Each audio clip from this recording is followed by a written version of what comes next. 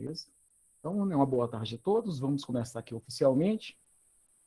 Na aula de hoje, pessoal, nós vamos, né, primeiramente, lógico que sejam todos bem-vindos, né? Um público bem interessante, é bom trabalhar com essa turma, né? A gente tem 20 alunos aí participando, isso é muito interessante, né? Lógico que a gente queria que todos estivessem, mas a gente sabe das dificuldades.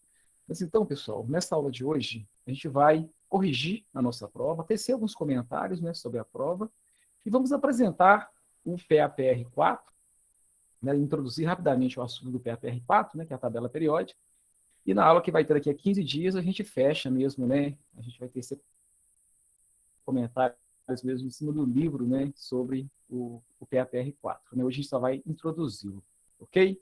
Eu vou aqui apresentar a minha tela.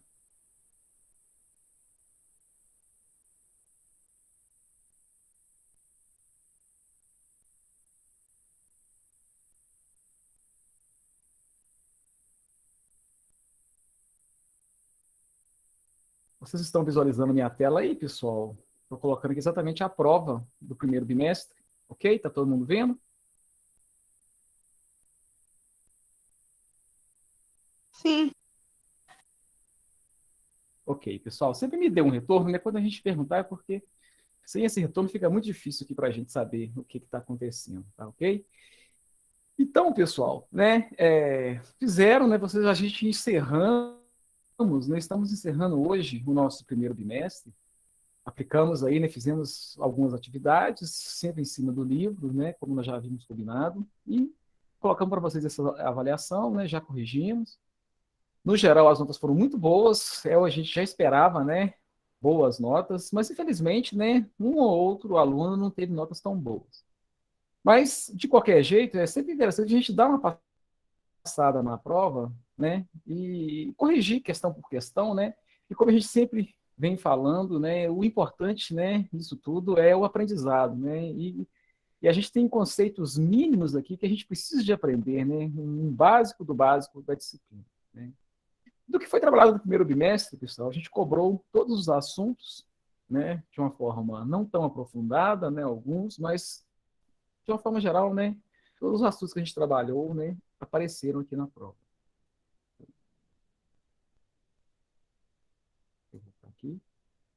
Então, né, eu vou questão por questão, qualquer comentário, qualquer dúvida que vocês tiverem em alguma questão, falem no momento que eu estiver apresentando aqui, ok? E aí, lógico, eu preciso que vocês usem o áudio, né? Senão eu não vou conseguir visualizar a mensagem de vocês no chat. Vamos lá, pessoal, questão por questão aqui. Né? Na questão 1, a gente quis explorar aqui as questões, né, de propriedades físicas e propriedades químicas. Né?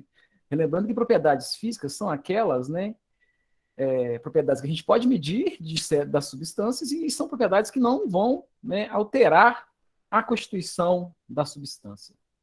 A gente trabalhou aqui algumas, né? A gente falou em temperaturas de fusão e ebulição, a densidade, né? A solubilidade, né? A cor, né? Então, tem várias propriedades que são físicas, né? São aquilo que você enxerga no material. E propriedades químicas já são a forma que aquela substância reage, né? Ela pode ser corrosiva, inflamável, né? E por aí vai, tóxica, né? São várias as propriedades químicas. É a forma que a substância reage. Nesse exercício, a gente está falando, né, de uma substância que é muito utilizada, né, que é a acetona, tem muitas aplicações industriais, mas escolhemos ela especificamente aqui, que é uma substância muito usada, né, de uso doméstico, né, principalmente como componente do removedor de esmalte, né, de unhas, no caso das mulheres, aí, principalmente, né, que gostam de pintar as unhas. É uma substância muito usada. Então, a gente está falando sobre, né, a acetona, uma substância química, né? Logicamente, quando ela está na forma de removedor, pessoal, ali eu vou ter uma mistura, né? Homogênea ou heterogênea, vai depender de como que é a aparência, né, dessa mistura. A acetona pura, né, é uma substância que compõe, né, esses removedores. Então, ele está falando aqui em pontos de fusão e ebulição. São propriedades físicas, né? A fusão, né, esse ponto de fusão é a temperatura que onde a substância muda de sólido para líquido, e a ebulição de líquido para gasoso, né? Nós sabemos que durante as transformações de estado físico, as substâncias não se alteram, né? É a mesma, por exemplo, a água, né? É a acetona sólida, líquida ou gasosa, é a mesma molécula, é a mesma substância, ela só está em diferentes estados físicos, ok? Então, fusão e ebulição, que são propriedades físicas. E ele fala também da inflamabilidade, né? Inflamabilidade é a propriedade das substâncias que algumas substâncias possuem de pegar fogo, ok? Então, a inflamabilidade é uma propriedade química, né? A acetona, quando ela queima, ela não é mais acetona, né? Vai ter subprodutos ao final ali, não mais acetona. Então, inflamabilidade é uma propriedade química. A grande maioria dos estudantes aí acertou essa questão, ok? Alguns poucos, né, erraram, mas a grande maioria acertou. Beleza? Qualquer coisa, a gente volta nela aí, tá, pessoal? Que eu vou passando, se ninguém falar nada, eu vou passando aqui questão por questão.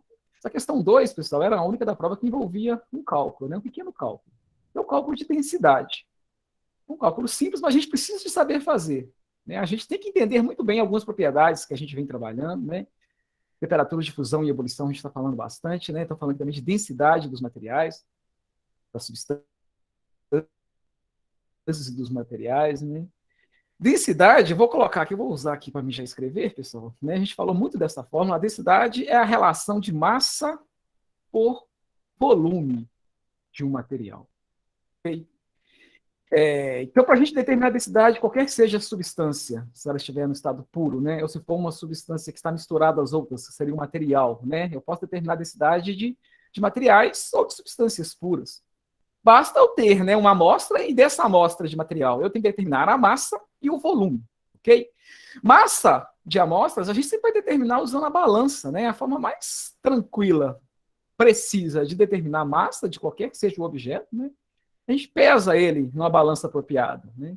Logicamente, se for um boi, né, eu tenho que usar uma balança muito maior do que se for uma pequena amostra, né, que pesa gramas de algum material. Né? Então, existem vários tipos de balanças, né, que pesa desde coisas muito pequenas, muito leves, até coisas muito pesadas.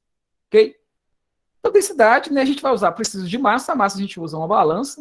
E o volume, pessoal, a gente pode medir diretamente quando é um líquido, quando é um gás. Né? Eu posso medir usando os vários instrumentos que a gente tem de medir volume. E, em alguns casos, eu posso fazer uma medição indireta. Esse caso aqui é um exemplo, né? Eu tenho um material.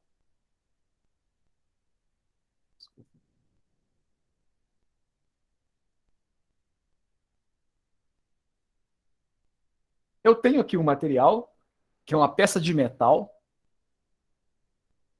Ele fala para mim que ela pesa 10 gramas exatamente, 10,00 gramas, né? E ela foi colocada, pessoal, em um cilindro graduado, que a gente chama em laboratório de proveta, né? Uma forma que a gente tem de medir volume de líquidos, né? Então ele pegou essa amostra, por que ele colocou ela num cilindro graduado? Para descobrir o volume dessa amostra. Né? Se não for uma peça, pessoal, totalmente simétrica, eu não consigo usar aquelas regras lá de geometria, né? As formas geométricas aí para calcular o volume desse material. Aqui é um caso, então, que ele tem que usar uma forma de medir. Uma forma interessante de medir, se o material não se dissolver em água, é o que foi feito aqui nesse exercício. Né? Ele pegou uma proveta, né, que é um cilindro graduado, ele colocou exatamente esse volume de água lá e adicionou esse objeto. O volume extra, o volume deslocado, é o volume do objeto que foi adicionado. Então, uma vez que ele adicionou esse objeto, né, você vê que o volume, que era 8,75, ele subiu para 9,87. Então, esse volume que subiu aqui é devido a esse material que eu adicionei. Então, qual vai ser o volume? Né? A massa eu tenho, então, claramente aqui, que ela vai ser igual a 10 gramas. O volume, pessoal, desse material, qual será? Vai ser essa diferença, né? Alguns aí erraram essa questão, não foram muitos, né? Pegaram esse volume final aqui já, né? Não, esse não é o volume da peça. Já existia uma água lá dentro desse cilindro, né? Então, somente o que subiu ali no volume, que é o volume daquele material, né? Esse volume que a gente chama de volume deslocado. Então, eu teria que fazer exatamente essa continha, né? Pegar para quanto foi, 9,87, menos o que tinha antes, que é 8,75. E, se eu não me engano, vai dar 1,12 ml, ou centímetro cúbico, né, que é a mesma coisa. E aí, pessoal, agora eu tenho a massa do meu material e tenho o volume desse material. cálculo de densidade agora vai ser simples, ele vai ser dividindo a massa, né? Vai ser 10 gramas, né? Dividido por 1,12 ml. Essas são as unidades. Que se... Deixa eu fazer aqui no meu celular. Muitos fizeram, eu não estou com...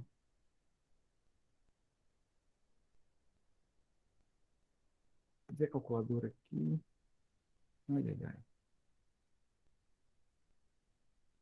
Vocês fizeram isso durante a prova, pessoal? Alguns devem estar com ela aí. Se eu não me engano, deu 8,87. É isso? Gramas por ml. Ou gramas por centímetro cúbico, quer dizer a mesma coisa. É isso mesmo que deu, pessoal? Só corrija para mim, por favor. Eu não estou conseguindo achar a minha calculadora aqui. Não, foi isso, não. Confirme para mim, fazer um favor. Mas eu dividi 10 A por minha deu. 1,12. Quanto que deu? A minha deu 8,928. É isso mesmo.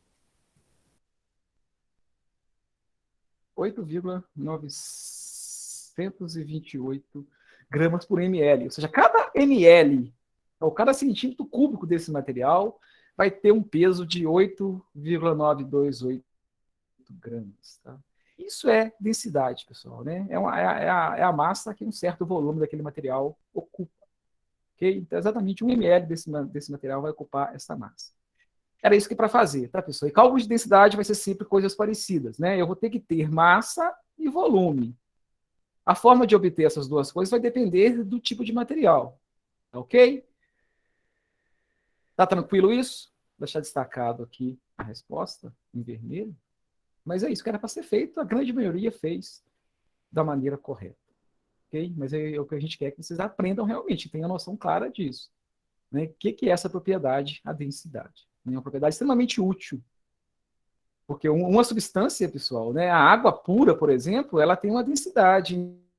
E no caso da água, eu falei isso para vocês, né, era exatamente 1. 1 ml de água, né, tem a massa de 1 grama, né, a 20 graus Celsius.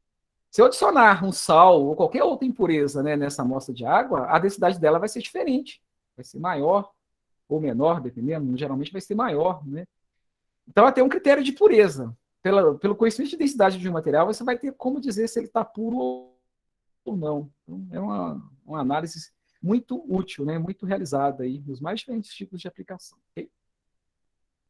Tranquilo? Questão 2. Né? Na questão 3, pessoal, eu estou me referindo aqui a um processo de separação. Né? Nós ressaltamos bastante isso, né, no capítulo 2, né, que o que a gente tem contato no nosso dia a dia, né, na grande maioria das substâncias que a gente tem contato, né, essas substâncias não estão puras. A gente tem contato, na verdade, com materiais, né, com misturas de substâncias.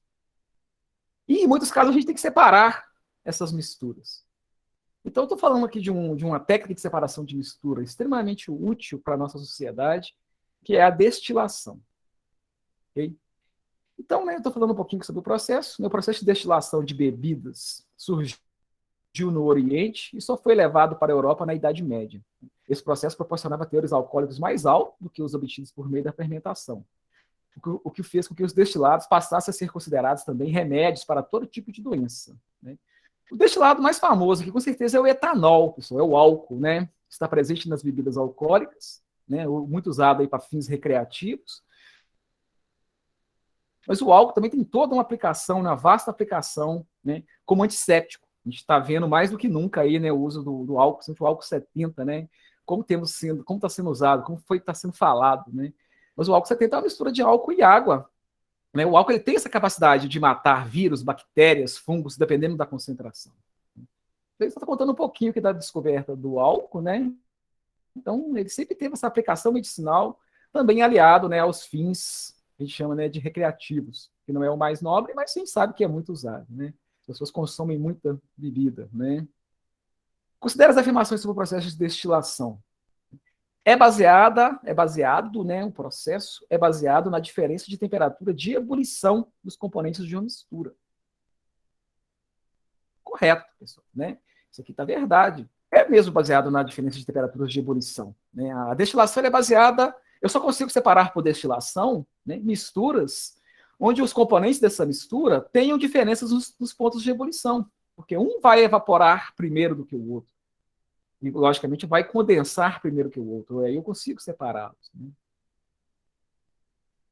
Então, está correto. Né? Nele ocorrem duas mudanças de estado, vaporização e condensação. Né? Verdade também.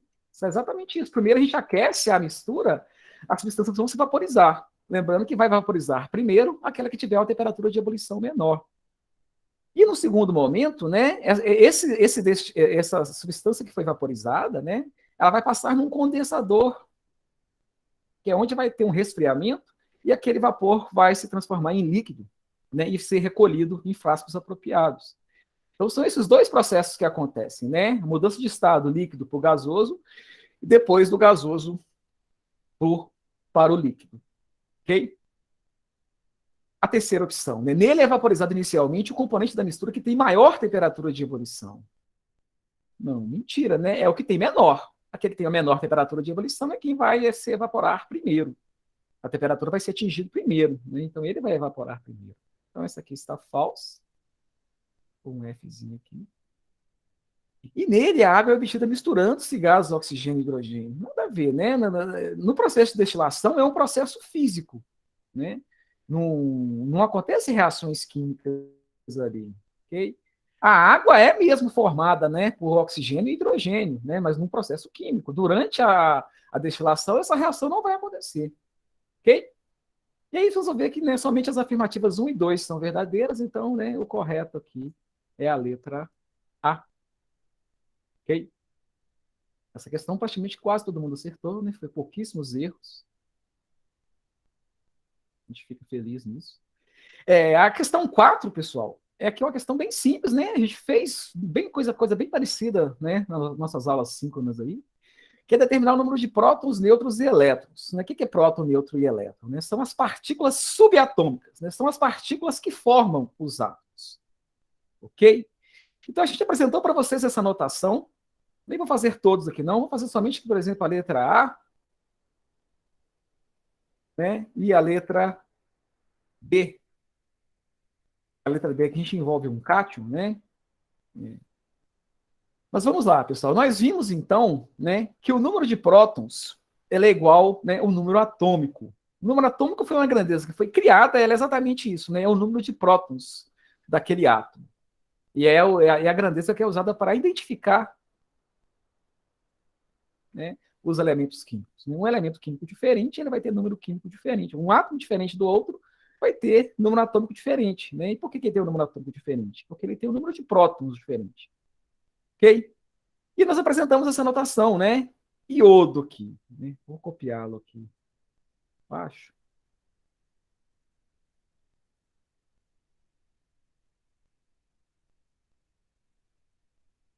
Essa notação, pessoal, nós sabemos que Z, que é o número atômico, vai ser igual aqui, é o número atômico, né? Nós vimos essa simbologia. O que vai ser o nosso número atômico? Esse número que vem na parte inferior aqui, 53. Okay? E A é o número de massa, que é o número de prótons mais o número de nêutrons que o átomo possui no núcleo. Né? O número de massa é esse número que vem na parte superior. É a soma do número de prótons mais o número de nêutrons que o átomo possui. Ok? Então, esses dois já estão dados aí, né? Sempre vão ser dados nesse tipo de notação. Eu quero determinar aqui agora o número de prótons, vou chamar aqui de P, elétrons, vou chamar aqui de E, e de nêutrons, que eu vou chamar aqui de N. Okay? O número de prótons, pessoal, sempre vai ser igual ao número atômico. Então, se o número atômico é 53, o número de prótons é 53. Okay? O número de elétrons sempre vai ser igual, né, para um átomo eletricamente neutro. O que é um átomo eletricamente neutro? É aquele átomo que não tem carga. Esse átomo de iodo que a gente está representando aqui, né, isso aqui não é um átomo eletricamente neutro. Se não for, pessoal, vai ter que ter uma carga, vai ter que ser um íon, né? Vai ter que ter uma carga aqui do lado direito, ou positiva ou negativa. É igual a letra D aqui, por exemplo. A letra D aqui não é um átomo eletricamente neutro, né? Aqui eu tenho um cátion. Eu tenho esse 3 mais aqui, indicando, né, que ele não é. Ele tem mais prótons do que elétrons. Mas para os átomos eletricamente neutros, o número de prótons vai ser igual ao número de elétrons. Por isso que a carga é neutra, a carga é zero. Né? Porque cada próton anula um elétron, né? Então, se os números forem iguais, a carga vai ser zero. A gente não representa, né? Quando está assim, está implícito que a carga é zero. Então, o número de prótons é igual ao número de elétrons. E o número de nêutrons, pessoal, vai ser sempre essa diferença do número de massa, né, menos o número de prótons. Porque o número de massa é a soma de nêutrons mais prótons. Então, o número de nêutrons aqui vai ser exatamente essa diferença de 127 na massa menos 53, que é o número de prótons. Ou seja, se eu pegar a massa e tirar o número de prótons, o que sobra ali é nêutron. Essa continha aqui vai dar... Alguém ter feito aí, pessoal? Como eu falei, eu estou sem localizar minha calculadora. Quanto dá essa continha aqui? 127 menos 53. 70. 74, correto? Certinho? Beleza, pessoal, obrigado. É isso. Tá? Eu vou fazer aqui somente a letra D para simbolizar um né, que tem cátion, por exemplo. Né? Se for ânion, vai ser bem parecido o raciocínio. Os demais aqui, pessoal, né, para o ferro, né, ele vai ter 26 prótons, 26 elétrons, 56 menos 26 vai dar 30, né, nêutrons. Para o nióbio, né, vão ser 41 prótons, 41 elétrons e 93 menos 41 aqui, 52, não é isso? Nêutrons. E aqui para o alumínio, o cátion alumínio, o Al3+. O alumínio, pessoal, que forma aí essas barras metálicas, né, que é usado aí na construção civil, nas janelas, aí nas portas, nos veículos, nas bicicletas, né? Não é o cátion alumínio, é o elemento alumínio, né? O cátion alumínio é o alumínio que perdeu 3 elétrons. Perdeu 3, por isso que tem essa carga 3+ aqui. Ok? Mas vamos lá, qual vai ser o número atômico para o alumínio? É o número 13, né, que está ali embaixo. Qual vai ser o número de massa para ele? 27. É a mesma tanto para o cátion quanto para o átomo eletricamente neutro. Né? Então, qual vai ser o número de prótons? 13. É o número atômico. Sempre vai ser igual. Né? O número de elétrons, pessoal, aqui não. Porque esse aqui eu tenho um cátion, não é um átomo eletricamente neutro. Essa carga aqui, como eu falei, é o número de elétrons que foi perdido, ou se for negativo o valor, que a gente chama de ânion, né? Quando é uma carga negativa aqui, o ânion ele ganha elétrons. O cátion é porque perdeu elétrons. Então, logicamente, todo cátion ele vai ter um número de elétrons menor do que o número de prótons. E esse menor vai ser exatamente essa carga aqui. Então, se ele é 3+, pessoal, quer dizer que ele perdeu 3 elétrons. O átomo eletricamente neutro tinha 13 prótons e 13 elétrons. O Al3+, para ele ficar com essa carga 3+, ele perdeu 3 elétrons. Então, quantos elétrons ele vai ter? 10. Okay? Para dar essa carga 3+ aqui, né, para sobrar carga positiva para esse composto, é porque ele perdeu 3 elétrons. Se ele tinha 13 e perdeu 3, então ele vai ficar com 10. Ok? Exatamente isso que a gente tem que fazer aqui. A gente sempre vai pegar, né, o número atômico, o número de prótons aqui, né, e subtrair, se for um cátion, né, ou somar, se for um ânion. Então, no caso, né, o número de elétrons aqui são 10, por isso que ele tem uma carga mais 3. Ele só tem 10 elétrons e 13 prótons. Né? Cada próton tem uma carga positiva, cada elétron tem uma carga negativa. E aí o número de nêutrons vai ser igual a 27 menos 13, que vai dar 14. Okay?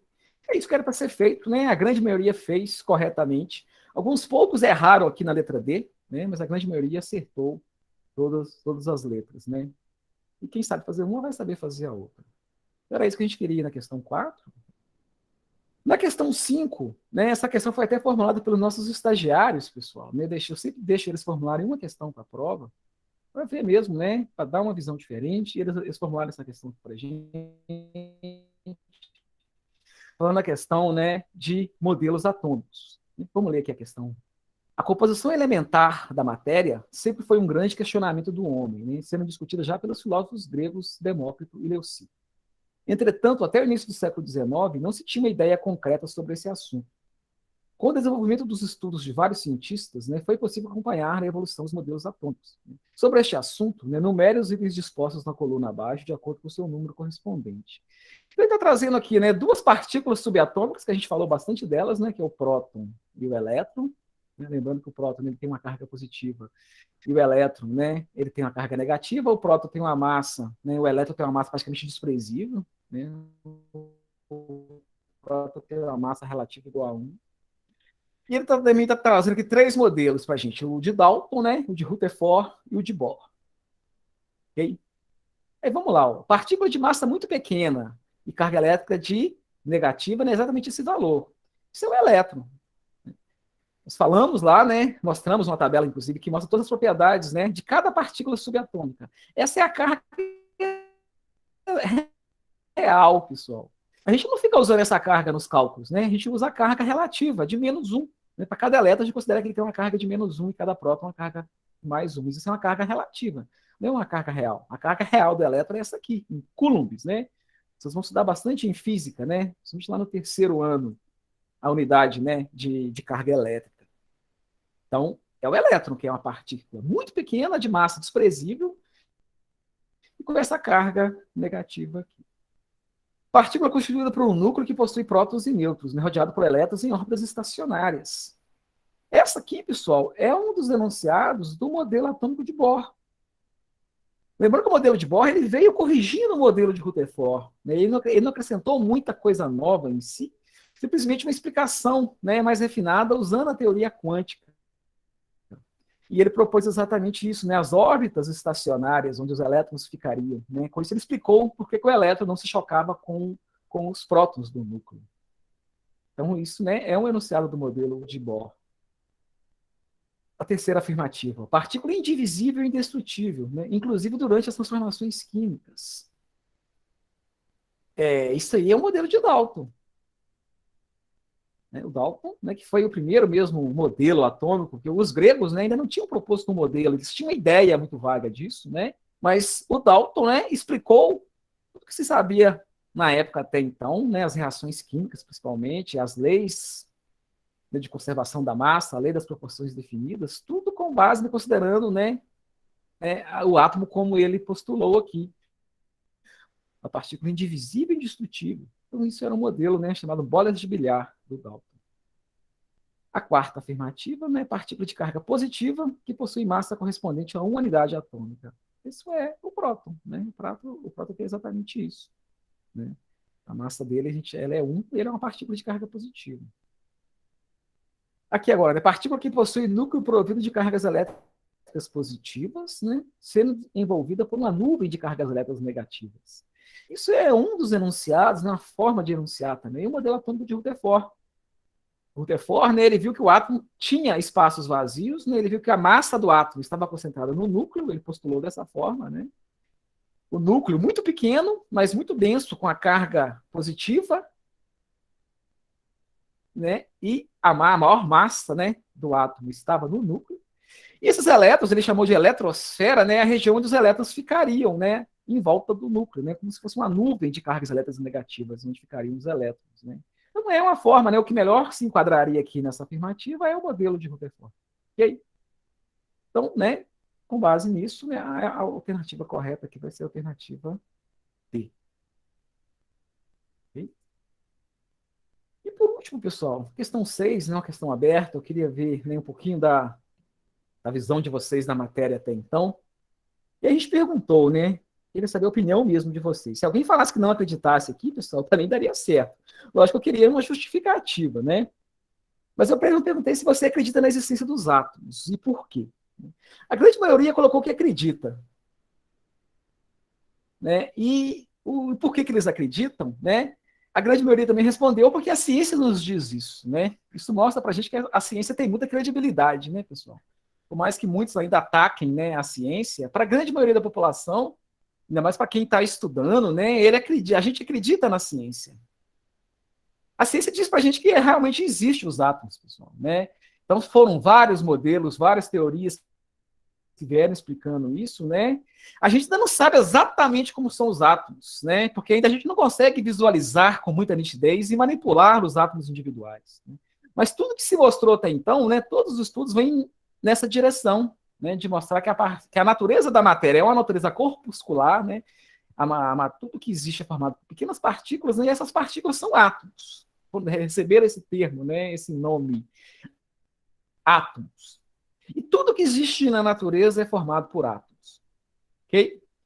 Então, né, eu queria somente saber de vocês se vocês realmente acreditam naquilo que a gente está falando. Ninguém é obrigado a acreditar, não. Ok? Mas, como a maioria respondeu sim, mostra que vocês realmente acreditam naquilo que vocês leem nos livros, né? E tudo que está nos livros, pessoal, né, isso foi fruto, né, de trabalhos de vários cientistas, né, que publicaram primeiro artigos em revistas especializadas e depois que aquilo se sedimenta mesmo na comunidade científica, que vai parar nos livros didáticos. Então, se está no livro é porque alguma coisa daquilo, né, já aconteceu, né, foram feitos experimentos por vários cientistas. Então, né, existe átomo, né, não, hoje em dia não tem como falar mais que não existe, né? Agora, a forma exatamente como o átomo é que ainda há alguma dúvida. Mas não tem como a gente não acreditar mais na existência dos átomos. A verdade é essa. Okay?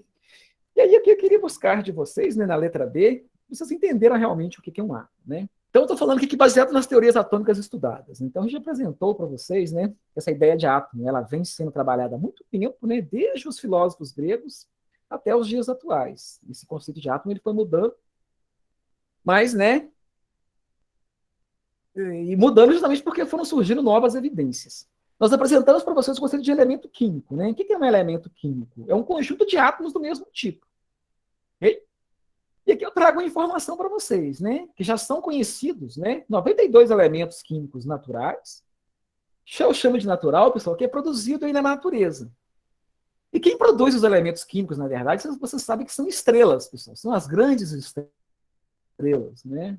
O Sol, por exemplo, só consegue produzir dois únicos elementos, os dois menores elementos, né, que é o hidrogênio e o hélio. Todos os demais elementos são produzidos em outras estrelas, né, diferentes do Sol. Estrelas maiores, mais potentes, né, mais energéticas do que o Sol. Supernovas, né? Vão estudar bastante coisa sobre isso também ao longo aí da carreira de vocês. Então, o que a natureza conseguiu produzir até o que a gente conhece, conseguimos identificar aí na natureza de elementos químicos naturais, né, são 92. E o ser humano aprendeu a produzir elementos químicos também. A gente sabe fazer em laboratório, né? Por meio de bombardeamento de partículas, a gente consegue produzir, né, elementos químicos que não existem na natureza, que as estrelas aí ainda não produziram, pelo menos a gente não conseguiu identificá-los. Né? Então, eu estou dando essa informação, né? Eu estou perguntando para vocês quantos tipos, né, de átomos, fica um errinho aqui, né, diferentes são conhecidos. E o que diferencia um átomo do outro. Ok? Para responder aqui essa letra B, pessoal, eu já vou ir até para o meu... Vou abrir aqui um slide. Vou colocar aqui no modo apresentação. Eu já estou apresentando para vocês aqui, né, o assunto do nosso PAPR4, que é a tabela periódica. O que é a tabela periódica? Vou usar exatamente para responder, né, a letra B da questão 6 aí para vocês. A tabela periódica, pessoal, é uma organização, né, que está listado e organizado por famílias todos os elementos químicos conhecidos, né, aqueles que são naturais, bem como também os artificiais. Essa tabela específica aqui não está destacando os artificiais, não. Tá? Mas muitas tabelas vão estar destacados em cores diferentes, né, os elementos artificiais. Todos a partir do 92 aqui são artificiais, né? O tecnécio também é artificial, de número 43. Então, pessoal, todos os elementos que existem na natureza estão aqui representados. E também os que foram produzidos em laboratório. Os de massa maior, os últimos aqui, todos são artificiais. Como eu falei, né, a partir do 92, o próprio plutônio, né, que é extremamente tóxico, a maior parte, na natureza existe uma quantidade tão pequena, né, que é quase que desprezível, é coisa de miligramas que existe isso na natureza. A grande quantidade de plutônio que é realmente usado aí, né, nas usinas nucleares, principalmente, né, nas bombas atômicas, ele é produzido de forma artificial. Ok?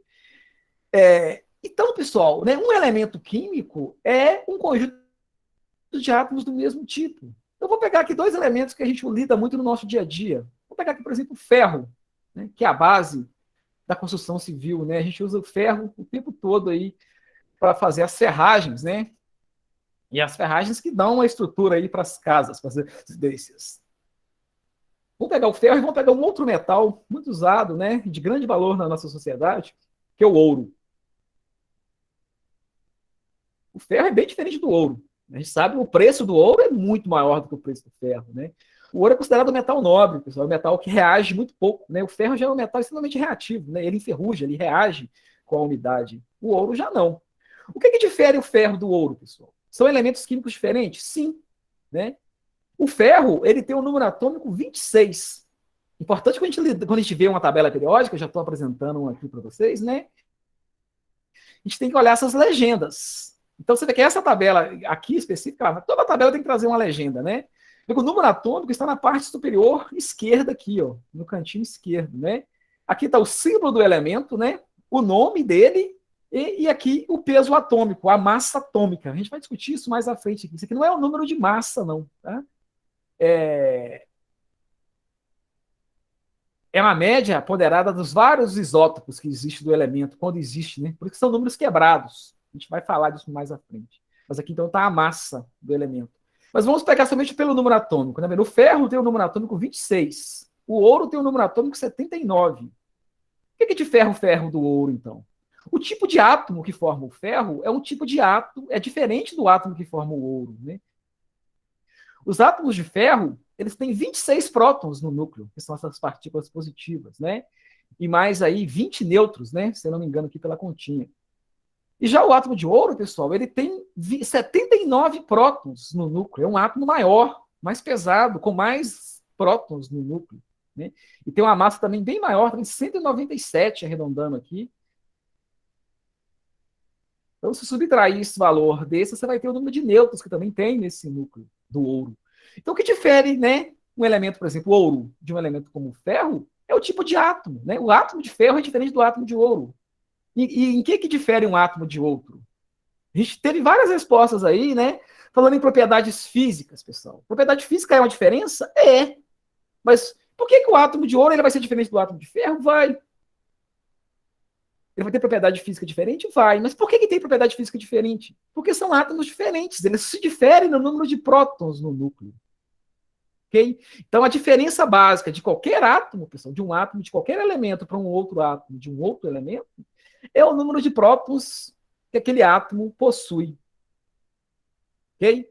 Essa é a identidade dos elementos, né, chamado número atômico, que é o número de prótons no núcleo. Muitos citaram também as outras partículas. Né? Geralmente, você compara um átomo com outro átomo, eu vou ter prótons, com certeza tem que ser diferente. Tá?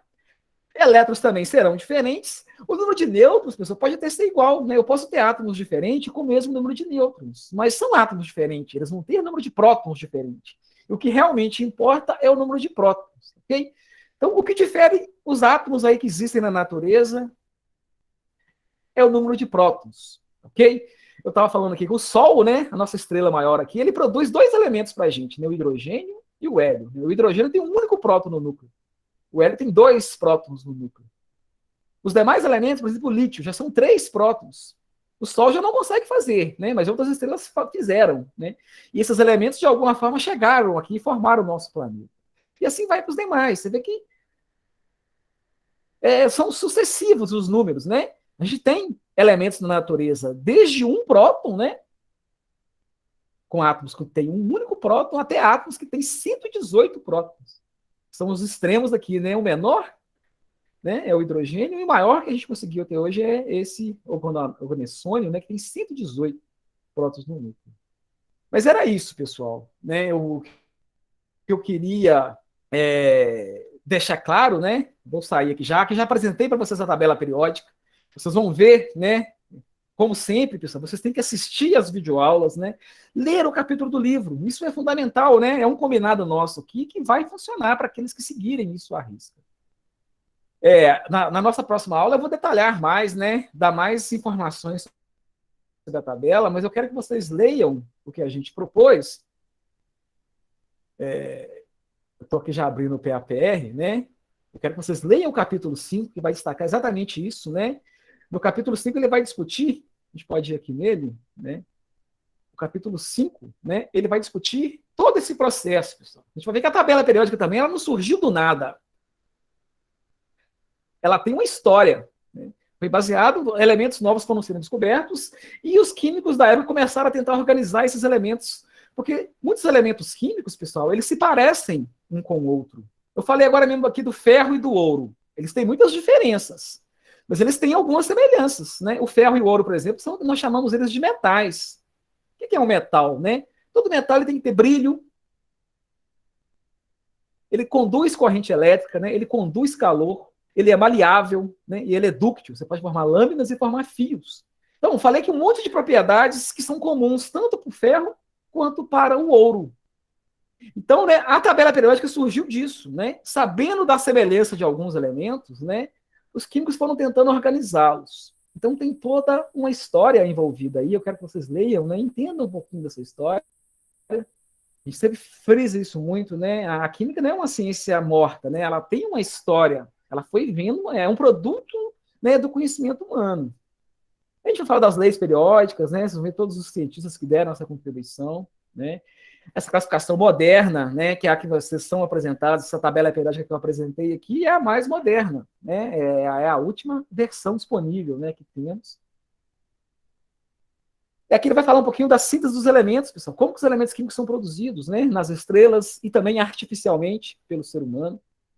Na seção 5 vai se discutir, né, as propriedades periódicas. E nós vamos ver que muitas propriedades a gente consegue saber algumas propriedades dos elementos somente observando a tabela periódica. Como eu falei, a tabela ela organiza um grande número de informações, pessoal. Então, a gente tem que saber entender, jamais decorar, tá? A tabela periódica não é uma coisa que foi feita para ser decorada. Ela foi feita para a gente entendê-la e tirar informações úteis dela.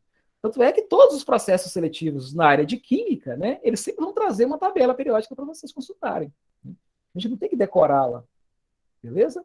E a seção 6 é uma seção mais, né, de contextualização. A gente vai estar discutindo, né, sobre produtos químicos e a forma que eles são rotulados. É importante, né, que vocês saibam, né, que existem diferentes produtos químicos.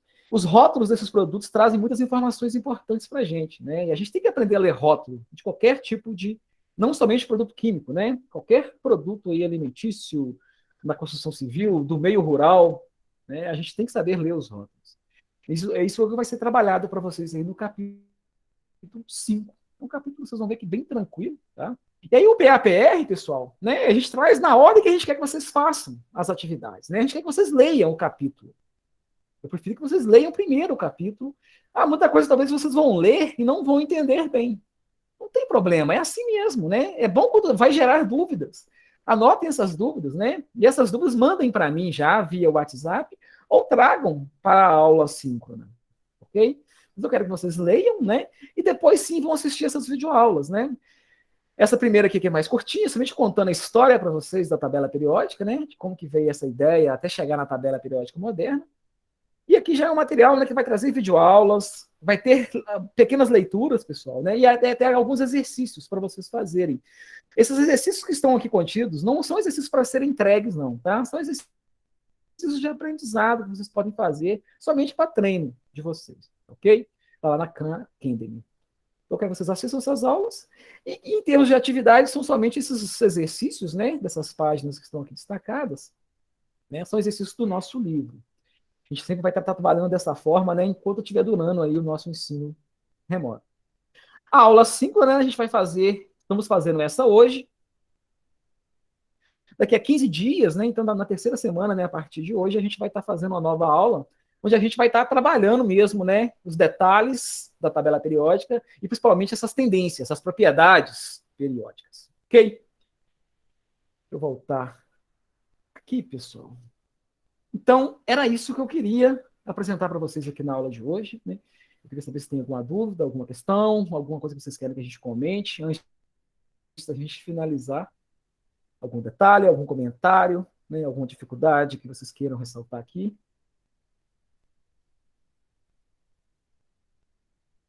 Dá uma olhadinha aqui no chat.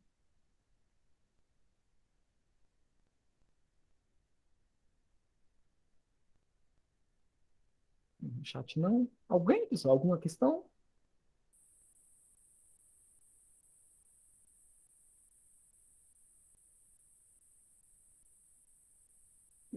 Ok, então, pessoal, se não tem, eu vou interromper aqui a gravação